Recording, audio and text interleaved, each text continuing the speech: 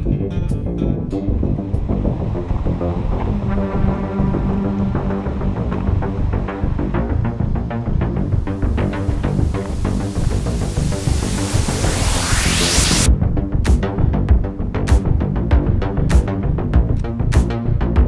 that's what it's all about. That is amazing. Oh, I love being outside. I love being in the wilderness.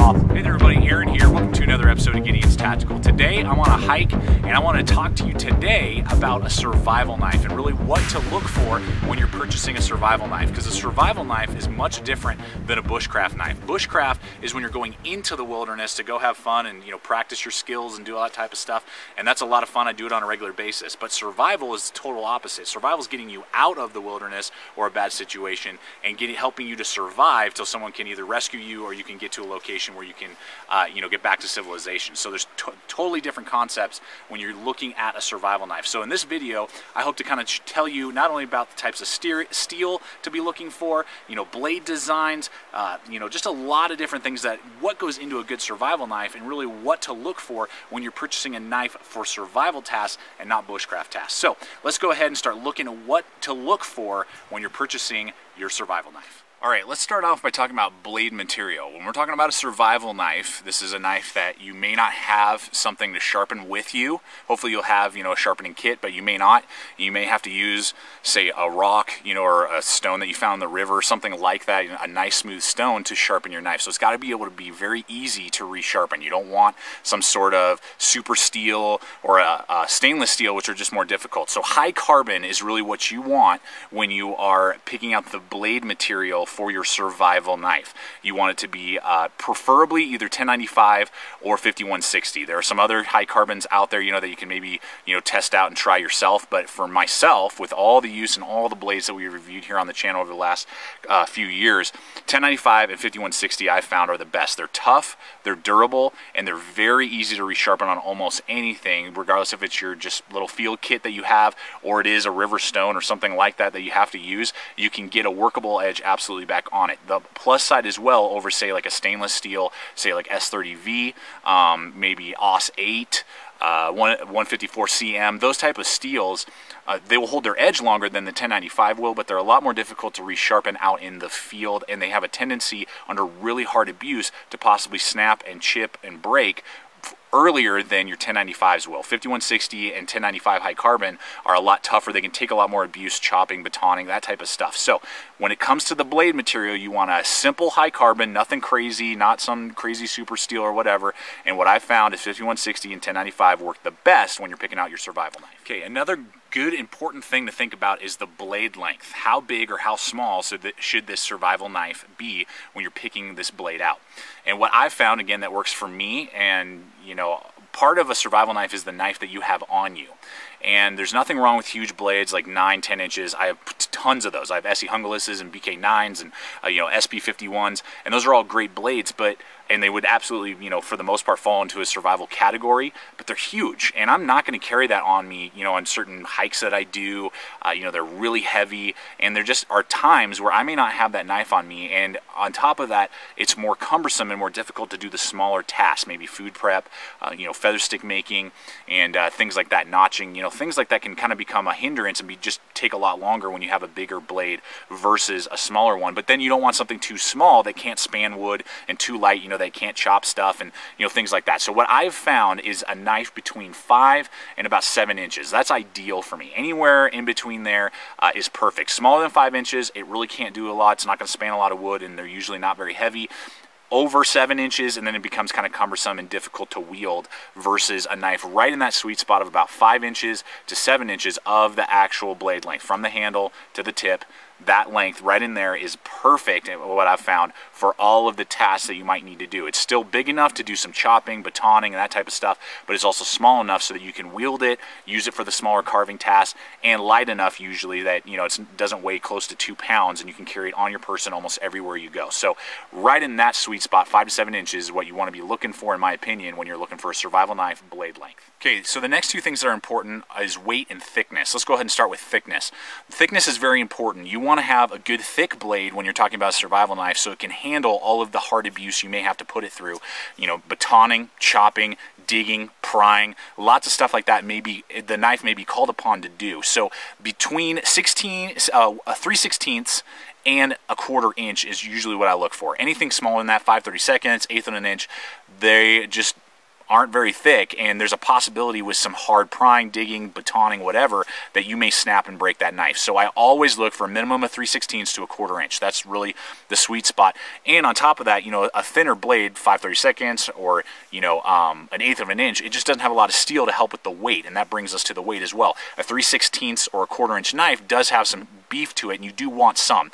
You don't want it to be this huge 2-pound instrument again that you're swinging around. You know, you're not going to be Paul Bunyan trying to clear down a forest. That's not what you're looking for in this knife. You want a designated chopper if that's what we're talking about, and that's not what we're talking about today. We're talking about one knife solution for a survival knife. So really the sweet spot for me is 12 ounces to a pound, 16 ounces. Right in there is about the sweet spot for me. Any less than that, and it really can't do a lot of chopping, and anything more than that, and then it starts to become really heavy, and I just don't like carrying it on a regular basis, and it becomes more difficult to wield in your hand when you're doing the smaller tasks. So right between 12 ounces and a pound, you know, that's not necessarily like a break-all rule. It has to be that, or, you know, it's worth nothing, but much lighter than 12 ounces, and then you can't really do any sort of chopping, and heavier than about a pound, and then it starts to become a frustration and a hindrance. And I personally, again, this is all my personal opinion, guys, I won't usually carry a knife weighing more than 16 ounces when I'm, you know, going to go out there, unless I'm purposely going out there to do chopping and, you know, build a campfire and do all that stuff. Then I will. But for a one knife solution, I'm not planning on maybe using my knife today, but I better have a good backup, quote unquote, survival knife. I'm going to say 12 ounces to 16 ounces is the ideal weight, and 3/16 to a 1/4 inch thick is the ideal thickness when you're picking out your survival. I also want to talk to you here about blade design. Don't mind little Tommy. He's interested in these blades just as much as you guys are. Back up, bud. All right. Sit. Good job. Okay, so with the blade design, if you notice here, there's something very similar with all four of these knives in front of you that I would label, for the most part, survival knives. All four of these knives have a very simple drop point design. That's the very first thing you want to look at. You don't want a tanto, in my opinion, a tanto blade for a survival knife. Those are great for tactical use and military use, but for survival tasks, they don't give you any sort of belly to slice with and clean game and that type of thing, and they, in my opinion, are a little bit more difficult to resharpen because they have two separate grinds and two separate angles completely to resharpen out in the field. Even if it is a 1095, I just would not recommend going with a tanto. For a survival knife, I would recommend going with a drop point or spear point, and you'll notice that they're not a clip point either, like, say, the Shango XL. It has a clip point with an unsharpened swedge here, or even some knives offer a sharpened swedge up here. I would not recommend that, because if you're doing any sort of batoning, like we kind of talked about a little bit, it can really damage your blade, and oftentimes it will make it more of a stabbing tool than really a tough, durable tip, which is what you want with a survival knife. These knives have very thick, wide tips, so I can do digging and prying if I have to, and I'm not worried about, you know, snapping the blades. The other thing to note as well is that none of these have serrations. Serrations is not recommended, in my opinion. Serrations are just a pain in the butt and kind of more of a gimmick. A sharpened plain edge that's, you know, well maintained can cut nylon rope and material just as easily as any form of serration. So serration is kind of a gimmick to me, and it's impossible almost to resharpen out in the field. So I would never recommend for a survival knife putting serrations on a blade like that. And finally, a lot of people are interested in the grinds. You know, what's the recommended grind? Now, these are just recommendations for you that I'm about to share, just like everything in this video. My preference, ultimately, is a full flat grind or saber grind, like these two blades right here. Actually, these three blades.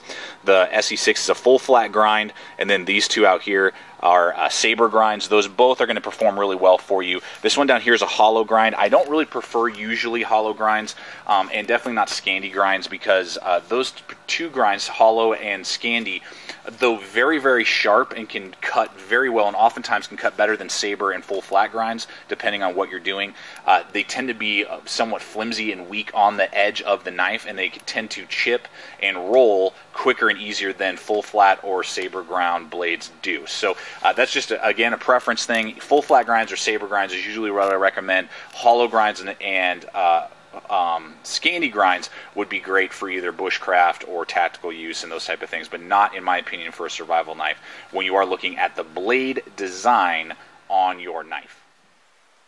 All right, let's talk about the tang of the knife. And the tang is the full, extent of the blade. How long is it? How thick is it? And really, when you're looking for a survival knife, again, throughout this entire video, we're talking survival, not bushcraft, not tactical, not any of those other type of things. Purely survival knife. You want an exposed tang. That means that you can see the tang all the way through from top to bottom, and it has handle scales on either side. It's not fully enclosed with, say, kraton or some other form of rubberized, whatever, or enclosed in wood. I've seen that sometimes. I mean, whatever. You don't want that. Or glass reinforced nylon would be another example. You want it so that you can see the tang all the way through from back to front with handle scales on either side.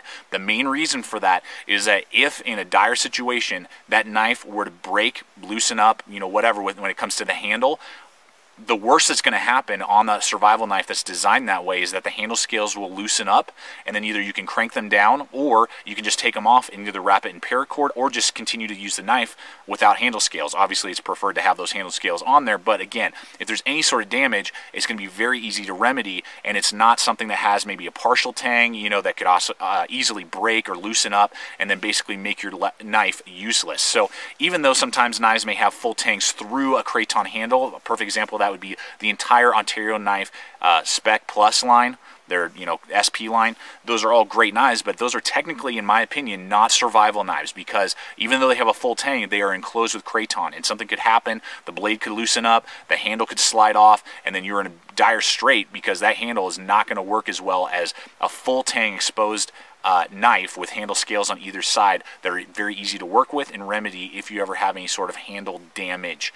And the plus side with a fully exposed tang as well is that there's usually a pommel on the rear end, so you can use that, it's just steel there, and you can just use that steel of the knife to pommel in tent pegs, break open wood, just do a lot of different things that you may not be able to do with a fully enclosed tang, say, again, on those SP models, or say like a Cold Steel SRK. Again, I would not label that a survival knife because that tang is fully enclosed with kraton, and you don't really want to be hammering really hard with that kraton handle. So when you're looking for the tang of the knife, you want it fully exposed with handle scales on either side would be ideal when you're picking out your survival. All right, guys, I want to show you real quick, just before we leave the handle construction topic, I want to talk about ergonomics. Here is the SE6 and the BK2, and my philosophy is the simpler the handle construction, the better it is going to be for you in the long run. So you want very simple handle construction, nice, straightforward, maybe just a little bit of a palm swell like you have here on the BK2. SE6 very similar, and it just has a palm swell. The BK2 just has that little hook. The SE6 doesn't. Very, very good because it's very simple. There aren't a lot of thumb ramps and jimping all over the place. The SE6 just has a little bit of jimping right there, and there's not, finger grooves you got to try and line up and match up, and when that happens with a handle, it can tend to be a problem, cause hot spots. And I'm actually going to show you two knives that I'm talking about here in just a moment. The other thing I want to talk about real quick is the finger choil versus not a finger choil. That's purely, in my opinion, a preference call. There's no benefit or lack thereof depending on if a knife has a finger choil or not. That's really up to the user and whether or not you enjoy using finger choils or not. I'm not going to recommend and say, oh, you need to have finger choils, or oh, I don't recommend finger choils. Purely your preference when it comes to a survival knife, on how you want to use your knife, and ultimately you're going to probably have to use the knife to really get a feel for it, because there are certain knives I love finger choils on, there's certain knives I don't. So purely a preference on that, but let me show you a couple handle constructions that I would not recommend and to kind of watch out for when you're picking. Okay, so here we have the SCH F9 and the SCH F37. This is actually coming out soon. We're going to be doing a review for the 2015 F37 Bushcraft series, and again, even that term bushcraft can get really confusing with people. This is not a bushcraft knife, this F37 down here. This is a survival knife, and though it fits the criteria with everything else we're talking about today, both these knives have 1095. They're both quarter-inch thick almost. They're full tanked, all those things. Again, the handle construction isn't necessarily the best. Now, with these things that I'm telling you and describing to you today, there's always exceptions to the rule. It depends on what you want to do, and maybe a certain handle construction really works for you. Awesome, that's great.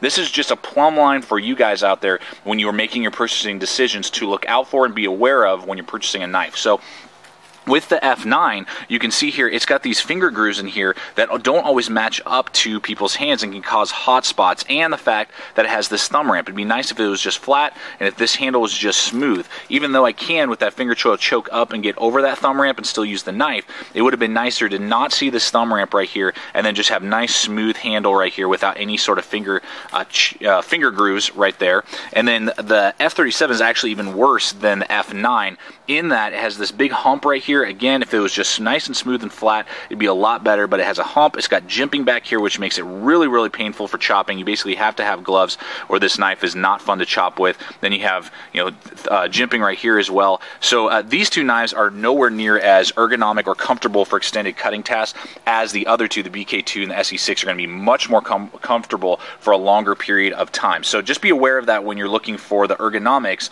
on your survival knife. All right, now let's talk about the sheath, carry options. That's a really big deal when you're talking about a survival knife. You don't want to lose your knife and you don't want this thing to break on you. So what I've found is my preference is either molded plastic or Kydex. Those are, in my opinion, the two best options for you. The problem with leather is that, it can wear out on you. You can accidentally cut it, slice it, whatever, and it retains moisture. So again, if we're going back to talking about the high carbon, you don't want something if it rains on you or you fall in, the creek as you're crossing it or whatever. You don't want it to be sopping wet and really, hurt your knife for, extended period of time, put rust on it, and things like that, because leather will retain the moisture. And I found leather usually just doesn't last as long as molded plastic or Kydex. The other thing is ballistic nylon. You'll see a lot of knives coming with ballistic nylon, and there's nothing wrong with ballistic nylon in the beginning, but again, I found that it just kind of begins to fray, wear. It's louder usually. You'll hear it clack, the knife clacking around inside of it. So depending on what you're doing, you may not want something to be really noisy. Maybe you're having to hunt an animal to get food or something. You don't want it rattling as you're chasing it down or whatever. And I just don't like them. Just straight up just don't like them. They rarely seem to work for me. I found like maybe one or two ballistic nylon sheaths that actually work. Rarely do they. Whereas molded plastic and Kydex work the best. They hold the knife securely. They're usually pretty quiet, and they don't retain water and moisture like leather does, and even some ballistic nylon, depending on the model. So I'm going to have to say Kydex is a big issue, and that would be the #1 type of sheath material that you want to use. And the other thing to think about as well is, how does the sheath ride? You don't want it riding super high where it's digging into your ribs, because if you were to fall, you could really hurt yourself and possibly damage your ribs, maybe puncture an organ, something like that, because the handle is so high up on your hip. I like to go for something that is just slightly above my belt when I'm talking about where the handle is riding on the knife. I don't like it where it's really high and starting to dig into my body, because if I were to fall and hurt myself, the knife handle could then jab into my guts and really hurt myself, break a rib, crack it, whatever, and there's a possibility of injuring myself. So that's another thing to think about, is either carrying it that way or possibly scout style along, horizontal along your back is another option. Of your waist, the back of your waist is another option to carry your blade. But Kydex, and look at how the blade rides, and kind of you want it drop leg or dangling somewhat, or carrying it scout style horizontal along your back, are the two best ways to not only carry your knife but the material to pick when you're picking out your survival knife sheath. All right, guys, so with all this having been said and all this discussion that we've talked about, I want to wrap this video up with pointing you at the one knife that has all the things that I listed. You don't have to do any sort of modifications. You don't have to do any sort of changes to the knife. There's a lot of knives out there that fit the criteria that we talked about today, except that oftentimes it's the sheath. Either they come with ballistic nylon or a leather sheath, and that you have to modify it. Once you modify it with a Kydex, you're good to go. Again, in my opinion, all of this video has been my opinion, but I've had a lot of experience doing, camping and wilderness, and reviewed hundreds of knives literally here on the channel.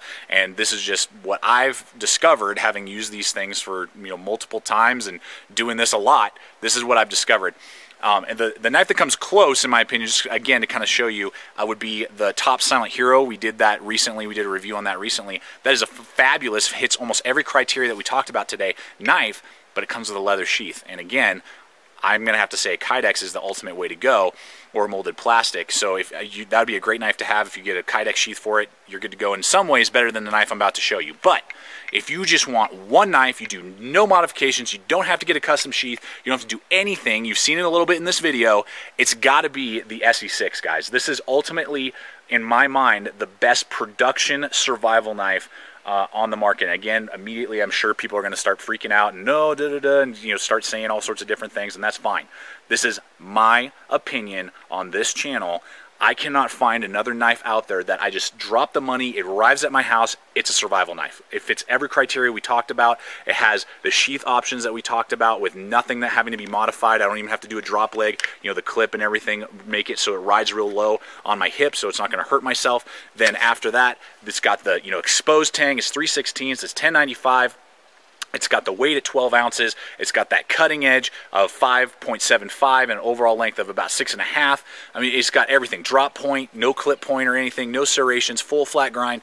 Literally every single criteria that we talked about, it's hit with the SE6. Again, that doesn't mean that there's plenty of other knives out there. Another example would be like a BK2. That's a fabulous knife, but you got to upgrade the sheath. And it's just, I'm not digging that. I want something oftentimes, and a lot of you out there, you don't want to do any sort of sheath upgrades or, other upgrades of this or that, or modify this or modify that. Here it is, right here. The SE6 has literally everything going for it and will absolutely arrive at your door, and in my opinion, cover every criteria we talked about today and be the ultimate medium weight survival knife to be able to handle any and every task that you may have to call upon a knife if you were stuck out there and you had to survive for a period of time. The SE6 is the way to go in my opinion, guys. So I really hope, regardless if you agree with that SE6 comment or not, I really hope that this video has really helped you out with your purchasing decisions on what to look for if you're purchasing a survival knife. The things to steer away from, the things to look for, and ultimately help you with your purchasing decisions. Thank you so much for watching this particular episode of Gideon's Tactical. Please subscribe, comment, like the videos, share the videos, and check out our Facebook page. You can find it on the YouTube homepage at Gideon's Tactical. Like our Facebook page where you'll get updates of upcoming videos, you'll get photos, as well as upcoming new gear releases, that products and companies that are released, as well as behind the scenes footage and bloopers that you'll never see make it to YouTube. So thanks so much for watching, everyone. Stay equipped, stay prepared. We'll see you out there.